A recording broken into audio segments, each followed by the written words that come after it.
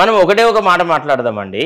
ఇప్పుడు నువ్వేం చేసినావు అక్కడ అడ్వకేట్ జనరల్ అనేవాడు డమ్మీ, అడిషనల్ అడ్వకేట్ జనరలే అన్ని చేసినాడు కదా. చెప్పండి, ఆయన కాకుండా ఆయన కనుసన్నలో లేకుండా ఆయన మాట కాదని ఏం జరిగింది? తర్వాత అసమర్థులైన లా ఆఫీసర్లను ఇక్కడ అపాయింట్ చేసుకొని ఢిల్లీ నుంచి అడ్వకేట్లను తీసుకువచ్చేసేసి వాళ్లకు లక్షల ఫీజులు కట్టినారు కదా.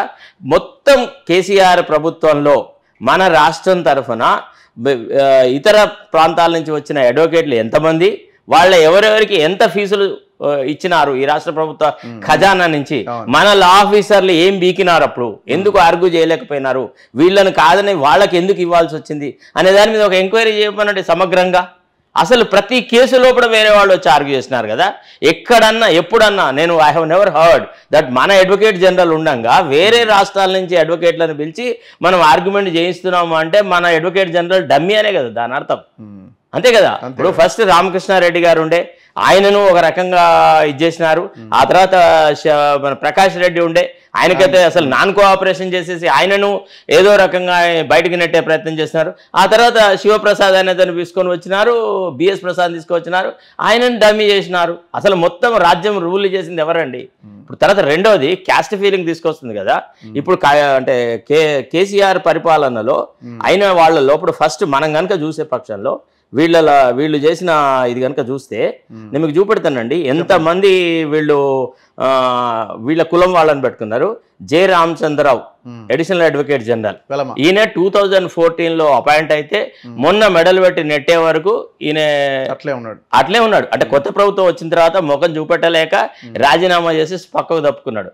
అంతే తప్ప ఏమన్నా పెద్ద గొప్ప రాజనీతిజ్ఞుడా, గొప్ప రాజకీయ పండితుడు, అంటే లీగల్ ల్యూమినరీయా? ఏం నాలెడ్జ్ అండి? ఏం కేసులు ఆర్గ్యూ చేసినారు? ఏం బీకినారు? ఎన్ని కోట్ల రూపాయల ఆస్తులు సంపాదించినారు? ఒక లెక్క పెడదామా? వాళ్ళు అడిషనల్ అడ్వకేట్ జనరల్గా అయ్యే కంటే ముందు నుంచి అడిషనల్ అడ్వకేట్ జనరల్గా పదవి రాజీనామా పెట్టేప్పటి వరకు ఆయన ఎన్ని ఆస్తులు సంపాదించినాడు? దాని మీద ఎంక్వైరీ పెడదామా? ఆయన వీళ్ళ బంధువు కదా. ఈయనకున్న గొప్ప గ్యాలంటరీ అవార్డ్స్ ఏంది? ఈయన ఆర్గ్యూ చేసిన కేసులు ఏంది? ఈయనకి ఎందుకు ఇచ్చినారట? తర్వాత నెక్స్ట్ అండి నేను మీకు చూపెడతాను. వీళ్ళు చేసినది ఎంవి రామారావు స్పెషల్ జీపీ, ఈయన వాళ్ళ కులం ఆయన కాదా.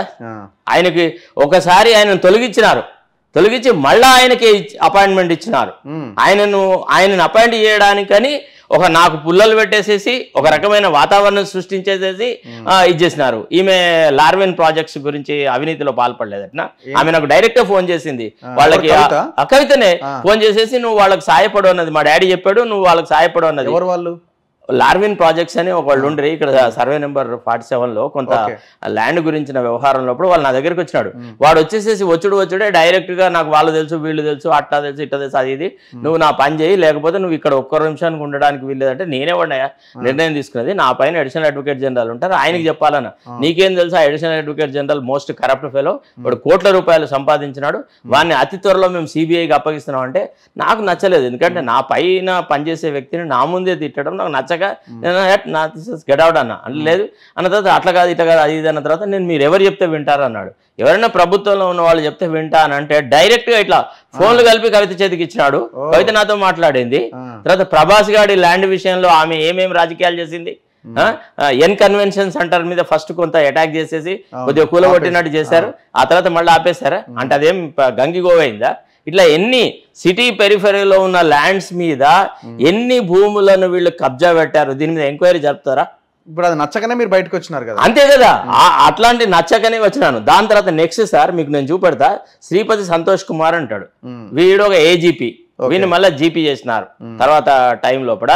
ఇతను వెల్మ కదా, ఇతను అన్ని అసలు మొత్తం కంప్లీట్ గా ఏజీ ఆఫీసు లోపల ఇతని యొక్క ఆధిపత్యం లేకుండా ఏది జరగకపోదు.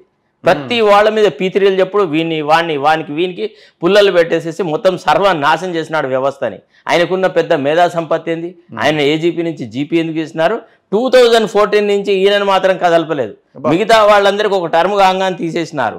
అంటే ఓన్లీ వెలుమ కులానికి సంబంధించినటువంటి లా ఆఫీసర్లకు మాత్రమే 2014లో అపాయింట్ అయినా 2023 వరకు వాళ్ళు కొనసాగినారు. తర్వాత నెక్స్ట్ అండి నేను మీకు చూపెడతాను వీళ్ళ దాంట్లో ఎంతమంది. ఇప్పుడు ఇతను ఎవరు? రాజా శ్రీపతిరావు ఒక జీపీ ఉన్నదా? ఇట్లా అందరూ వాళ్ళే. తర్వాత అంటే కేసీఆర్ టెన్యూర్ లోపల అపాయింట్ అయిన లా ఆఫీసర్లలో ఎంతమంది వెలుమోళ్ళు ఉన్నారు, ఎంతమంది అదర్ దెన్ వెల్మాస్ ఉన్నారు, ఎంతమంది బలహీన వర్గాల వాళ్ళకి అవకాశం ఇచ్చినారు, ఎంతమంది రెడ్డిస్కి అవకాశం ఇచ్చారు, ఎందరందరూ ఇతరత్రకు ఇచ్చినారు అనే విషయం మీద లెక్క తేల్చాలి కదా. వీళ్ళున్న పర్సెంటేజ్ ఎంతండి పాపులేషన్లో? అన్ని కీ సబ్జెక్ట్స్ అన్ని వీళ్ళ దగ్గరే పెట్టుకొని మొత్తం ప్రభుత్వాన్ని పీల్చి పిప్పి చేసిన వాళ్ళు వీళ్ళు కదా. వీళ్ళు ఎందుకు మాట్లాడతారు? రెండవదండి, ఇంకో విషయం చెప్పినప్పుడు మన దగ్గర ఢిల్లీ లోపల 2 స్టాండింగ్ కౌన్సిల్స్ ఉంటారు. ఒకరు ఉదయ్ కుమార్ సాగర్, ఇంకొకరేమో పి వెంకటరెడ్డి అని 2 ఉండే. వాళ్ళిద్దరిని రిమూవ్ చేసి పారేసి శ్రీహర్ష అనే ఒక వెల్మోడ్ని అక్కడ ఢిల్లీలో వీళ్ళు స్టాండింగ్ కౌన్సిల్కి అపాయింట్ చేసినారు. అతను ఎవరు? ఇంతకుముందు కమలాకర్ రావు అని ఒక ఎమ్మెల్సీ ఉంటాడు, వాళ్ళ అల్లుడు. ఈ కుల పిచ్చి గురించి వీళ్ళు మాట్లాడడం ఏంటండి? వీళ్ళకి అనుకూలంగా అంటే రేవంత్ రెడ్డి గారు తనకు అనుకూలంగా ఉన్న వాళ్ళని పెట్టుకున్నా అంటే నువ్వేం చేసినావు? నువ్వు అంతకంటే మెరుగైన విధానాన్ని ఏదైనా అవలంబిస్తే అప్పుడు చెప్పండి. ఒక్కటేనండి, సమగ్రమైన ఒక విచారణ జరపాలి. లా ఆఫీసర్లు రాష్ట్రాన్ని ఎంత దోచుకున్నారు అనే దాని మీద ఒక ఎంక్వైరీ జరగాలండి. నిజంగా నేను I request the honourable chief minister. ఎందుకు అంటే మనకి ఇక్కడ ఒక లా ఆఫీసర్ సిస్టమ్ ఉండంగా ఇప్పుడు ఒక పెద్ద జటిలమైన కేసు వచ్చింది, రాజ్యాంగబద్ధంగా ఇంతకంటే ఇది ఏది జరగదు అని అనుకున్నప్పుడు ఎవరో ఒక పరాశరాన్ని లేకపోతే ఎవరినో పిలుస్తారు అని అంటే అర్థం ఉంది. కానీ ప్రతి చిన్న కేసుకి కూడా ఢిల్లీ నుంచి లాయర్లు వచ్చి ఇక్కడ తెలంగాణలో ఎందుకు కేసులు ఆర్గ్యూ చేసినారండి? తర్వాత కృష్ణా ట్రిబ్యునల్ ముందడ ఆర్గ్యూ చేసిన అడ్వకేట్లు ఏ కులం వాళ్ళట, ఎన్ని లక్షలు వాళ్ళు ఛార్జ్ చేసినారంట. బ్రిజేష్ కుమార్ ట్రైబ్యునల్ ముందు ఆర్గ్యూ చేసిన అడ్వకేట్ల కులం ఏంది? ఈ విషయాలు మాట్లాడమను కవితను, అది మాట్లాడదు. ఎక్కడ చారాన ఆదాయం ఉంటే అక్కడ ఓన్లీ వెల్మోండే తీసుకొచ్చి పెట్టినారు కదా, దొరలే కదా అక్కడ ఉన్నది. ఏది అక్కడ రాని వట్టిపోయిన గోవులనే కదా వేరే కులపోళ్ళు అపాయింట్ చేసింది. ఇవన్నీ ఆమె చేసినాయి. ఆమె నిజంగా చిత్తశుద్ధితో ఉందా?